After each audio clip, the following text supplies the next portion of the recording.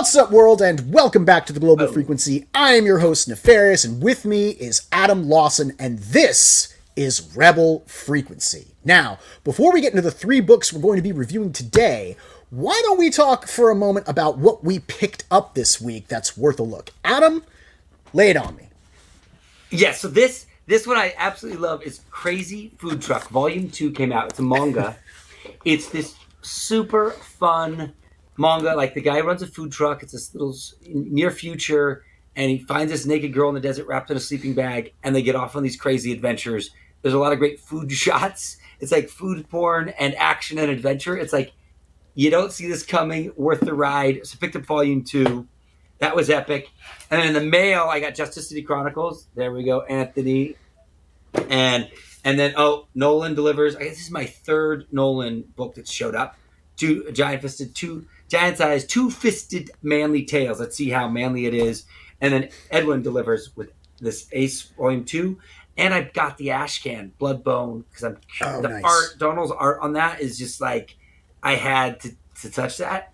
And then I think we both might have gotten this thing. We did. We both got that Dwarves vs. Lions. Nice. Lion, singular. So yeah. There's only one. First of all, Aerith, Bryan over there with Aerith. I mean, this guy is delivering, like, the experience of his books is a whole other level up. Let's see what we got. Okay. Reveal to the world. Oh, okay, yeah. Look at plastic. I like the tissue paper. See, I love this. Like, he has a tissue, a paper engineer. Look at that interior. So rad. This patch. See, I have another jacket like this that I'm putting all my comic patches on. It's at the shop right now. This is going on it. Awesome. Okay, look at this. This is just in one bundle of joy box here. We've got stickers, and then we got the book, Dwarves vs. Lion. This is so. How rad is this thing? It is very rad. Wild comic. This is why comics are cool. You can't get this in movies. You can't get this anywhere else. These crazy stories. Look at that dope double spread cover. I love the embossed blood was so good on that. Like, the way that they did the spot gloss embossing on the blood. So what a nice touch. Yeah. We got number 2 coming here. Let's open about the lion. I mean, it's like the boxes. I never want to throw his stuff away because it's like, I want to just have this. So much of the crowdfunding stuff comes with stickers and patches and bookmarks and all of that. Yeah, the Nintendo cartridge. Yes, yeah. Love that so much. And then we got, like a build. Like, this is some kid stuff. My little son will be on this. This is rad. We got another one. And then, here it is. Once again, this tissue paper that's just its own special thing. And that's the lion cover. All right, here we go. With the lion cover. And it looks like same interior. Yep. It's the same story. Interior story. It's just the different covers. It's got a great ending, man. You're gonna love the ending. Yeah. Dude, I can't wait to dive into that. And there was the patch. That patch. Yeah. Okay, I gotta. Both these patches are going on the jacket. Look at that. So that was the haul. It's just, once again, indie comics. It's like, experience the ride of this, and being inside it is so much more fun. Like, when I go to my LCS and you're just looking at, like, the new Venom, whatever. It's like, that is the least fun thing I can think of, and this is like the most fun thing I can think of. What about you, Neff? So I got, it's called The Night Eaters.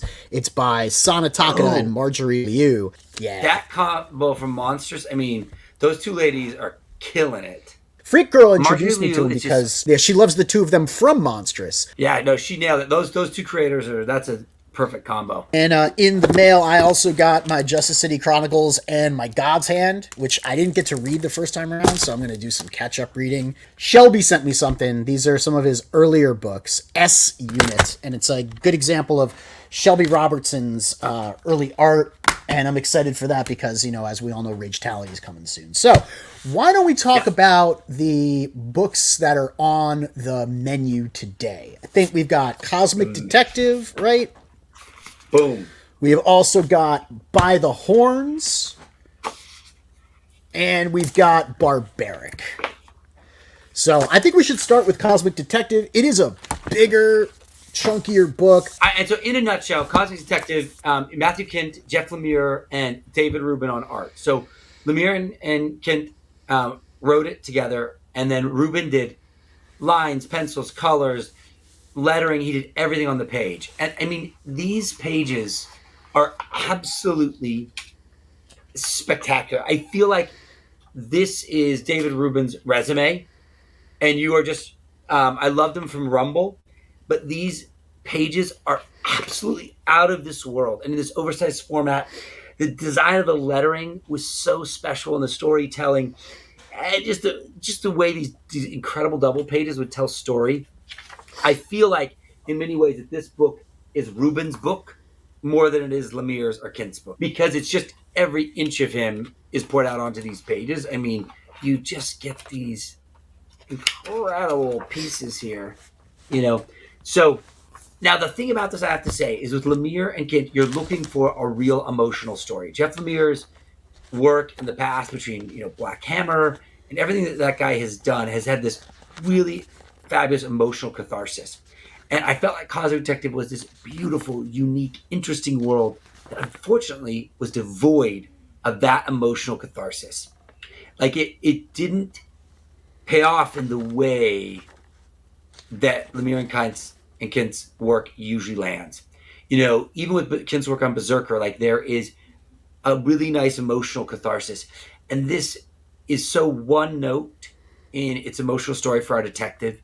And we have tons of fabulous pages, so many fabulous, beautiful pages that you could have engineered that into, and it's missing, which is so weird coming from those two guys. And definitely Rubin delivered on pages. Like, you can't, like, that can't be said enough. So you have this tale essentially of a detective, and there's these things that can't be named. This was a cool bit. Like, they crossed out these gods, and one of them has died. And he's a detective. He's a cosmic detective, so he works for this secret agency that knows the secrets beyond what normal humans do. And he goes to investigate the death of this god. And it leads him on this pathway looking for this woman who might be impregnated with a god's child, which was supposed to be impossible. Great concept, right? And along the way, he's searching for this woman. She's kind of the key and the answer to it. And he meets these bizarre characters along the way, and then he encounters these gods, and he's given a big final ultimatum question from the Bureau at the end, without spoiling what that is. And he makes a very interesting choice at the end. So it's got a nice story. Emotionally, this detective, I don't know that I took that journey with him. Even though I was, the pages are so beautiful to look at, but I felt like I was missing that. You tell me. So the first thing I want to note is that it feels like an excellent example of bande dessinée. That Belgian art, like, you can see it right here. Totally. In this panel. He straight up looks like Tintin. You know what I mean? Like, those eyes, those big white wide eyes, and the format, the way that the panels are structured, the pages are built. It feels very clarity focused. Euro. And a lot of the, like you were saying, the 2-page storytelling, not just like the spreads, but stuff like this, where like the car travels all the way across 2 pages. We're going to be noting that later because, you know, they do that in By the Horns and Barbaric also. They do a lot of 2-page spreads with storytelling that travels all across from the left to the right rather than down one page and then down the other. I felt a lot of the pages that were done, like the one you showed earlier, like this, they were very empty. Incredible. And it was done to punctuate some of the frenetic stuff that's going on, or some of the pages that are much more busy. There was so many, right, of these big, huge pages with no story or heart. That's what I'm getting to. So many of the pages were like this, with one word bubble, with 1 or 2 words. It felt empty. And I think that's what you're nailing when you were saying it felt one note or devoid of emotional catharsis, because it felt desolate in a way. It felt like an art book at some moments, where it was just like page. Right here, right there's here, a scene that lead up, with the bartender.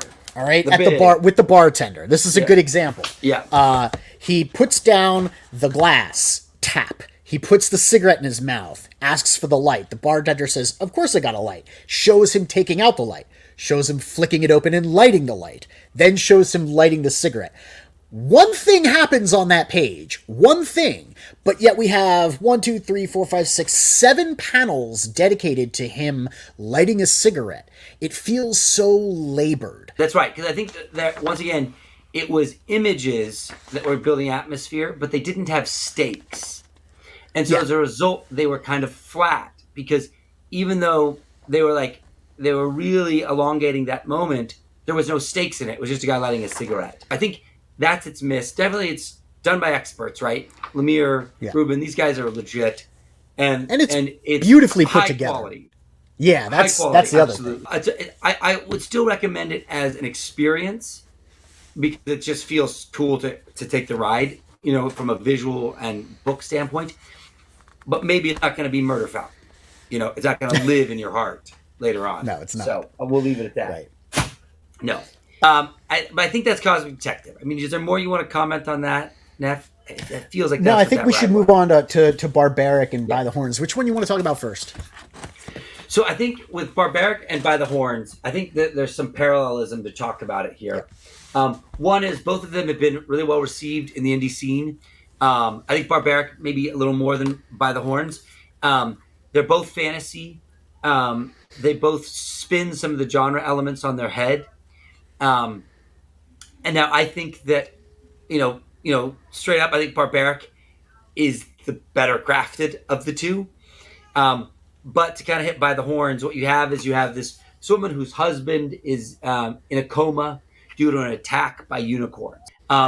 And then which leads her into this quest of where she's battling these 4 wizards that are manipulating and controlling the land. And the art is beautiful. Steve Cannon, by the way, who did the Kill Journal, does the colors here on the new arc with this. Beautiful, fun colors. Really poppy fun. It's a fantasy / sci-fi world, because they have like some lasers and wizards. And so it's kind of a mashup of things. Really interesting characters. They do a good job, almost RPG-like, and like, hi, we're in this town. We're in this part of the world.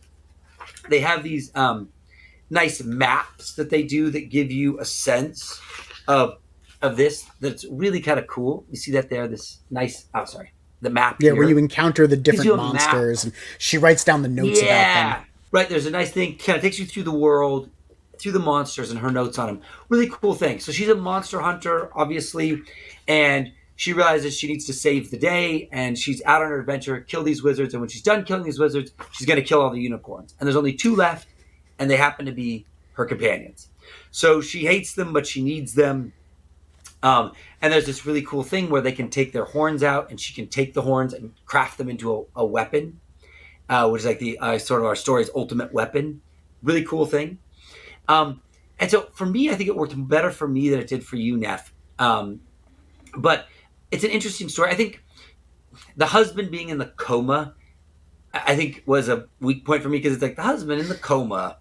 It's not like the husband's dead, so there's like this unrequited revenge. It's like he's in the coma. Little Days of Our Lives, little soap opera. I didn't love that. But you really have a nice emotional arc of this woman who's enraged by this by this, what she feels like this horrible act that happened to her. And then the person she hates, she's going to become their friends with. So there's some really nice emotional twists that happen there. Great moments of action. It's well paced, I felt like. And the dialogue is really, I feel, pretty solid all around. And the colors made it as a fun read. So I feel like this is certainly something worth reading. And it has, look at some really nice panel design work here. Check this one out. You can see the way it's done in these waves that I really like. And, what it was them is going to that kind of like their version of Grayskull, right? Killing this new wizard that's like the sand desert wizard. So that's kind of my take on By the Horns. But I think, Neff, you had a different experience. Yeah, I see what they're trying to do. And I agree with you in everything you said is what they're trying to do. They're trying to take a woman who has suffered an incredible loss, the loss of the love of her life, at the hands of these unicorns who murdered him, and put her on a quest for revenge. And that's what we're thrown into in the very beginning. We learn that her husband is dead. He was killed by unicorns. She has sworn vengeance to the point where she is ostracized by her own village for her toxic lust for vengeance. And over the course of the journey, which I don't need to spoil, at the end, we find out that he's actually just been in a coma. The unicorns didn't kill him. They weren't even really involved in putting him in the coma in the first place. And I know she forgives them. The coma thing. The thing that kills me about the coma is that she says he's in a coma being kept alive by some shitty farm tech. And we've just seen her be in cities where they have far more advanced technology. And her guardian uncle, whoever, knows magic. And it's like, so why is he in the shitty farm tech? The problem that I had with By the Horns is there are consummate plot holes everywhere. And they're little. They're little pinpricks in the mythology of the world. It's like with the characters, the four wizards.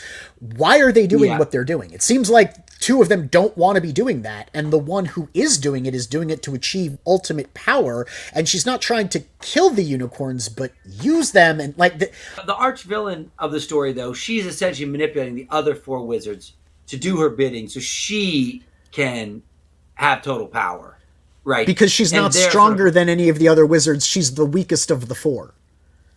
Well, she can't best them. She says it later. She's like, I could never get them to go along with me. They're stronger than I am. I want all the magic for myself. The problem that I have with her, that's that when they kill the first wizard, the little eyeball that goes on the journey with them says, I overheard him say they're building something massive. So she's clearly included the other ones in her plans, but is really using the unicorn killer to kill them on purpose, and then hopes that that she's dead because she gets thrown into the future by a little trinket that her subordinate sells her, but she doesn't know how it works. Like, there really are some issues that I have with By the Horns and the continuity of the story.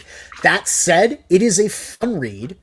The dialogue is a little Whedon-speaky for me, but that's the type of book that it's doing. It's not necessarily my type of book, but it works for the type of book that it is being, which is a off-the-wall, quirky kind of fantasy sci-fi adventure following a heroine who's out to kill unicorns who doesn't wind up killing the unicorns because she winds up forgiving the unicorns.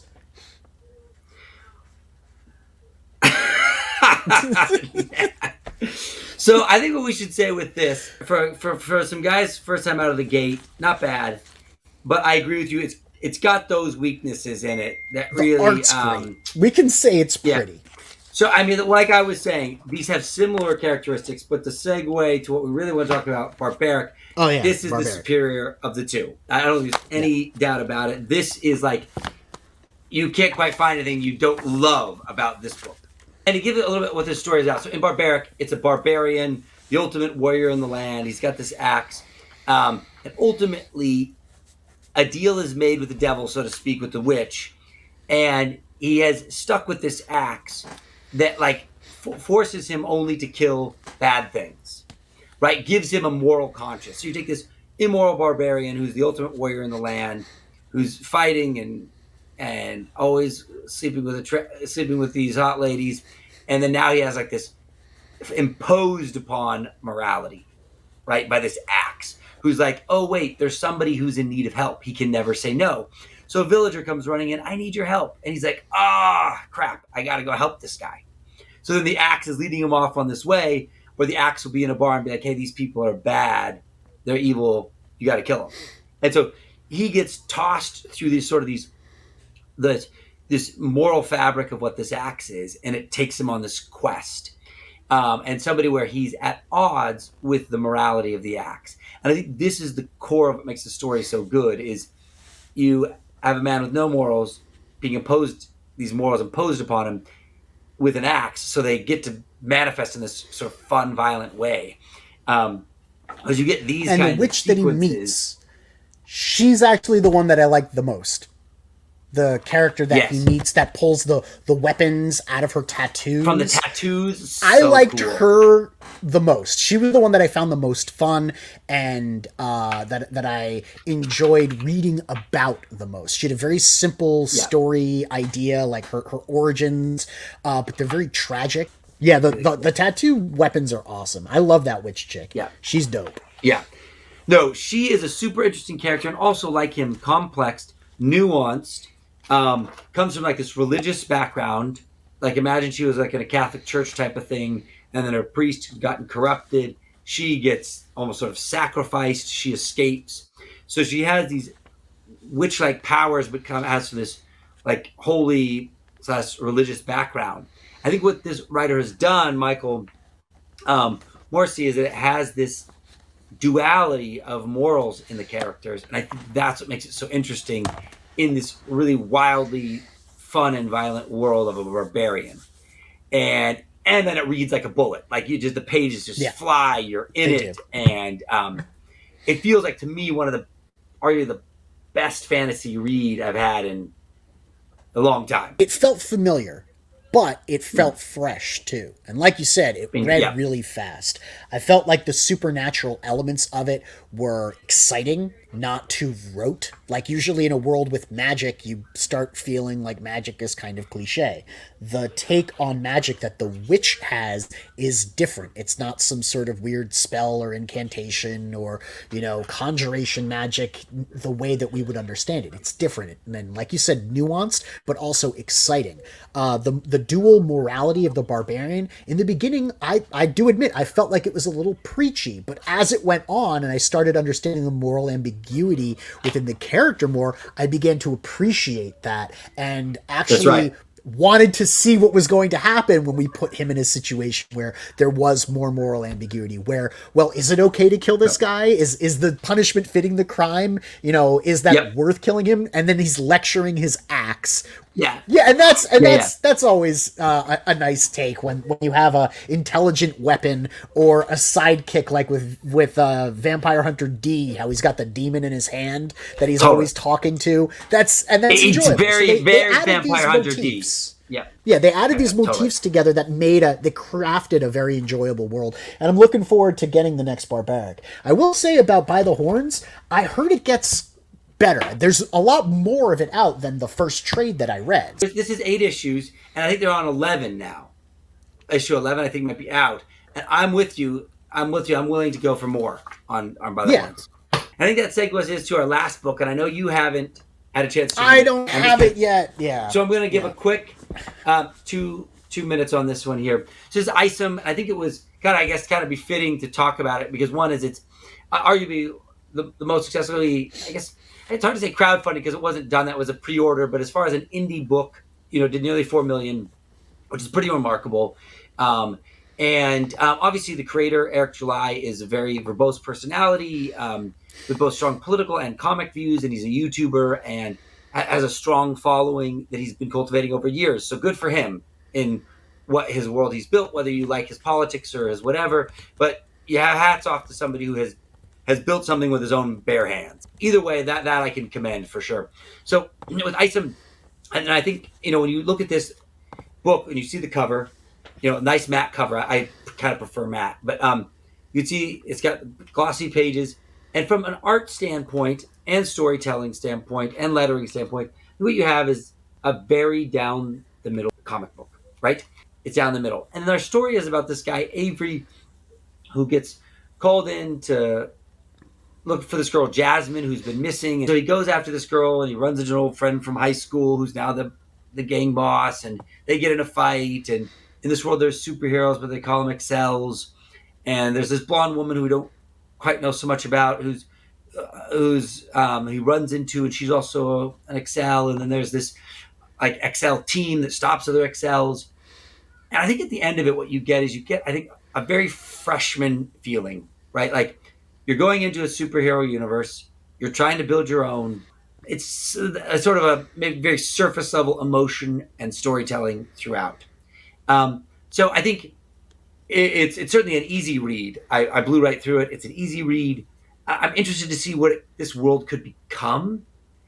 But I don't know that like the content said, boom, this is it, lightning in a bottle, this is a 10. But it certainly bodes like this could certainly grow. And I think Eric's writing can certainly progress to get to a level like that. But I just think from right off the bat, it's serviceable and it's down the middle storytelling at its core. However, there is something in the back I have to point out is a bit of a spoiler, is this, Norfolka. This was the thing that was the most exciting. So this is like a Viking African band in it. Like you like Viking dudes, African dudes in a band, and they also have sort of like powers, as you can see here at the end. That I'm the most excited. I got done with this book and I'm like, I need that story. That's like as badass as you could get. So and they like have a band and their music somehow affects their powers. It's very, very just a teaser at the end. So that I'm going to come back for. I'm going to come back for that one. So that's the experience with ISOM. What does ISOM mean? Does he ever say? It doesn't really get into that. Like the ending of it is he gets like his super suit back on. Like he was like an XL in this world. Like he was a soup, and then at the end he like gets the suit back on. Kind of like the classic. Like I love that you're calling them XLs because that's a great name for them. They're called accepts. They're not called Excels. They're called accepts. Accepts. No, yours is much better. Excel is easier to say. It's easier to cognate. It's XL, like extra large. He calls them accepts.